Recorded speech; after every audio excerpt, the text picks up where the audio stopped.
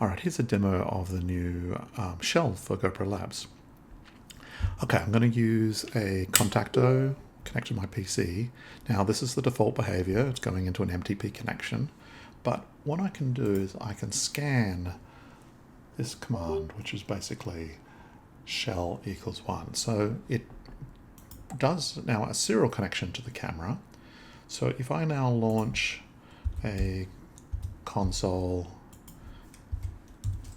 to the camera, and all my labs commands, ones that I would normally have run to the camera, work. So I can change to photo mode, switch into time lapse just by typing the relevant command, or I can run scripts like mode video, start recording, end recording, a few seconds later, pause, and then say done.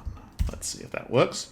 And the prompt will return when it's finished executing such commands. So here we'll see when I press enter, it's switching to video mode, it's starting to record. And then, did it say done? I wasn't watching. So you can see all that's working. And yeah, you can just say, send messages to the screen and so on. Whoop, typo, my typo. But you can also do all the things that you would normally do through labs, like enable features here. I'm going to turn on the shutter speed and ISO settings. I can also read back variables that the camera has, like some of the things like this is the time drift. So I can read it back and it tells me how many seconds the camera is drifting a day. Or I can read back variables such as is it recording? Not recording, so it's -1. What does the gyro look like? Well, if I try it twice, because the second time it gets...